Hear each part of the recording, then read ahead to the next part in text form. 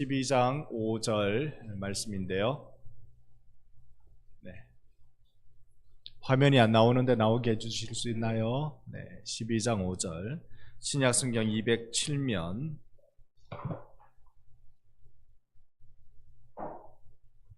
5절 말씀 우리 함께 읽어봅니다. 이에 베드로는 옥에 갇혔고 교회는 그를 위하여 간절히 하나님께 기도하더라. 아멘. 오늘 이 기도회가 교회의 부흥을 부르는 기도회가 되기를 소망합니다.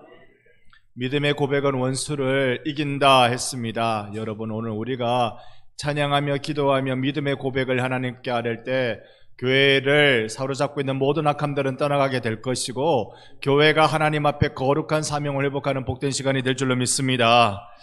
우리 여름 사역을 앞두고 있거든요. 그래서 우리가 이 여름 사역을 어떻게 우리가 이해할 필요가 있느냐, 이것은 교회의 미래를 준비하는 일이다라고 믿습니다.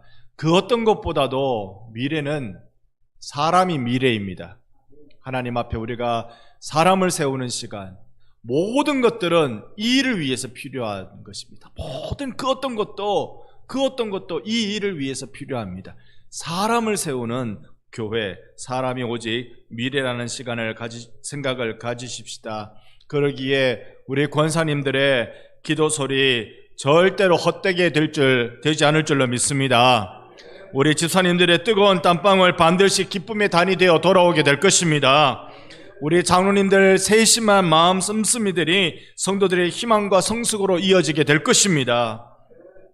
그리고 이 목사는 반드시 반성교회를 건강한 교회로, 여러분들을 행복한 성도로 만드는 자 되고 싶습니다. 우리 함께 헛되지 않는 기도, 이 기도의 자리로 함께 나가십시다. 오늘 기도에 대해서 사도행전은 무엇이라고 얘기하는지 이 부분에 대해서 잠깐 여러분과 한번 말씀을 나누려고 합니다. 여러분 성경을 찾으셔도 좋아요. 사도행전 1장 14절 내용입니다. 같이 한번 1장 14절 함께 1장 14절을 읽어봅니다. 14절 읽겠습니다.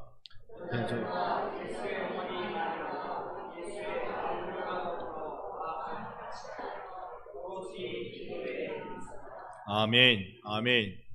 오로지 기도에 힘쓰더라. 지금 이 1장 14절에 이 기도는 어떤 기도냐 하면요, 예수님이 승천하실 때 당부하셨거든요. 너희들 예루살렘 떠나지 마.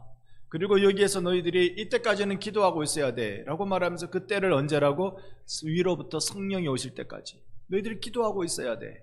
그리고 이것이 이때 오순절 때 성령이 임했으니까 우리가 대체로 살펴보면 예수님 부활하시고 40일 동안 제자들과 함께 하셨으니 대체로 열흘 정도의 기도의 시간입니다. 너희들 열흘 동안 꼼짝하지 말고 기도해. 너희들 지금 기도할 때야.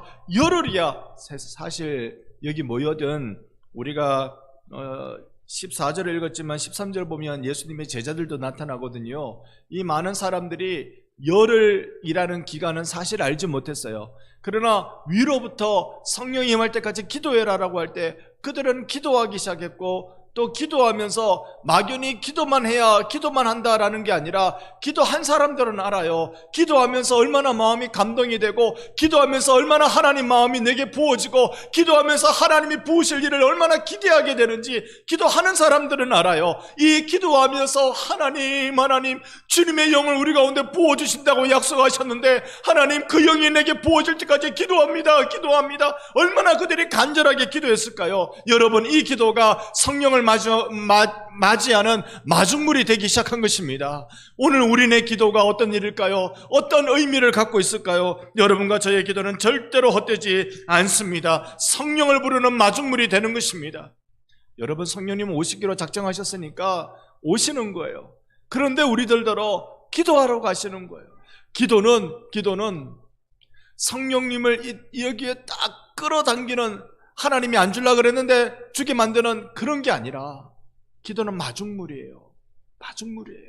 마중물이 있어야 여러분 지하수 물이 콸콸콸 쏟아져 나오는 겁니다. 옛날 펌프 아시죠? 옛날 펌프. 그 마중물이 있어야, 그래야 저 밑에 어마어마한 시원한 지하의 물들이 쫙 올라오는 겁니다. 여러분의 기도가 성령님을 부르는, 부흥을 부르는 마중물이 되기를 축원합니다. 놀라운 일들이 일어나게 될 겁니다. 오늘은 이 기도에 대한 장면들을 짧게 잠깐 살펴보면서 기도에 힘쓰기를 원하는데요. 사도행전 2장에는 또 이렇게 우리에게 기도를 보여줍니다. 42절입니다. 여러분 또 성경을 펴셨다면 42절 말씀 또 한 목소리로 같이 읽어봅니다. 그들이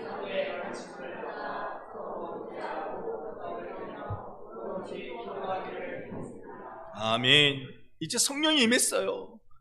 마중물로 기도하다가 성령의 폭포수를 이들이 경험했어요. 성령이 임하고 난 뒤에 이제 이들이 교회의 지도자의 가르침을 받아서 서로 기도하기 시작합니다. 그 가르침대로 살고 그 가르침대로 기도하기 시작해요. 오로지 기도하더라. 여러분, 이게 부흥하는 교회의 특징입니다. 기도는 부흥을 준비하는 교회의 특징이기도 하고, 기도는 부흥하는 교회의 특징입니다. 기도가 살아있는 교회가 부흥합니다. 여러분, 우리 반성교회 기도가 살아있는 교회가 되기를 원합니다. 정말로 모이면 기도하고 하나님 앞에 간구하고 붙드는 이런 일들이 일어나기를 원해요. 기도하면 내가 알았던 말씀이 기억나요. 기도하면 내가 그러지 못했던 것들, 말씀대로 말씀이 이루어지지 못하게 했던 것들을 기억하게 해주세요. 회개하는 일이 일어나고, 나를 드리는 일이 일어나고, 생명을 나누는 일들이 일어나기 시작합니다. 이게 기도하는 교회의 특징이에요. 정말 아름다운 교회, 그건 인간의 결심으로 되는 건 절대 없습니다. 사람은 사람의 냄새가 납니다. 그렇기 때문에 기도해야 돼요. 사람은 사람의 잘못됨이 늘 드러납니다. 그 한계가 언제나 나타납니다. 여러분, 목사가 절대로 향기롭지 않습니다. 여러분, 사람이 향기로울 수 있는 것은 내가 기도할 때 내 위에 성령 부어주시니까 향기로운 거예요. 사람이 향기롭지 않습니다. 오늘 여러분과 제가 오로지 기도하는 일에 헌신할 수 있기를 바랍니다. 부흥하는 교회의 특징, 기도다. 우리가 이 기도하는 일로 함께 나아가십시다. 그리고 4장 31절입니다. 4장 31절 말씀 우리 한번 펴셨다가 함께 31절 같이 봅니다. 빌기를 다음에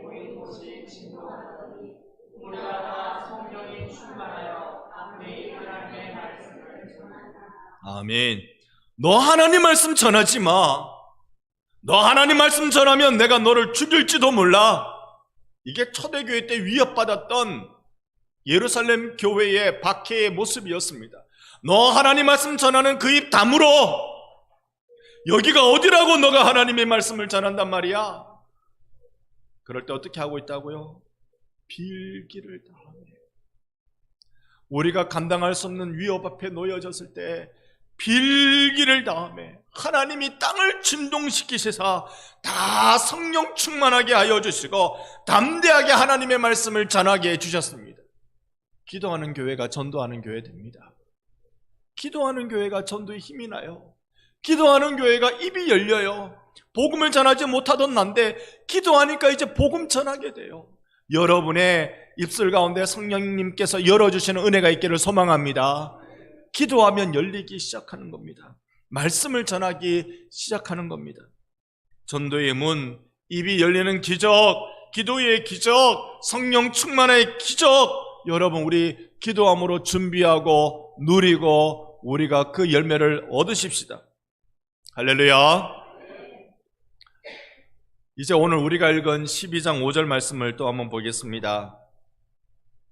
사도행전 12장 5절 말씀 우리 함께 12장 5절을 읽어봅니다.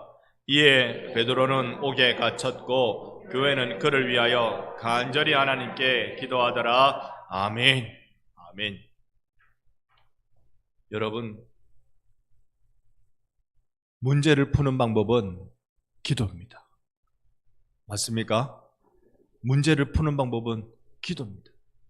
기도 빼고 문제를 풀 수 있다고 여기세요? 초대교회에 찾아온 큰 위기가 뭐냐면 이 헤롯이라는 이 분봉왕이 요놈이 여기 나쁜 왕이란 말이에요. 대리왕이란 말이거든요. 지가 왕이 아닌데 로마가 그냥 통치가 편하게 하기 위해서 대리왕으로, 분봉왕으로 세웠어요. 그런 그가 예루살렘에서 기독교가 막 일어나니까 어떻게 하면 잠잠케 할고, 유대인들이 기독교를 싫어하니까 이렇게 하면 좋아하겠다 싶어서 세상에 야고보의 목을 잘랐어요. 야고보를 죽였어요. 예수님의 제자 야고보를 죽였어요. 그러니까 이 유대인들이 막 좋다고 박수를 치더라는 거예요. 박수를 치더라는 거예요. 아, 그렇구나. 내가 예수의 제자들, 저들이 사도라고 말하는 예수의 제자들을 착착 죽여나가면 내가 인기를 엄청나게 얻는 왕이 되겠구나. 그래가지고 그 다음엔 베드로를 죽이려고 옥에 딱 가둬놨어요. 내일 아침 내가 네 목도 날린다. 딱 베드로를 잡아 죽이려고.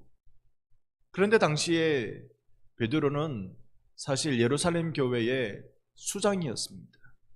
없어서는 안 되는 사람이었어요.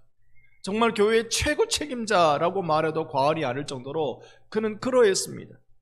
그러니 교회는 간절했습니다.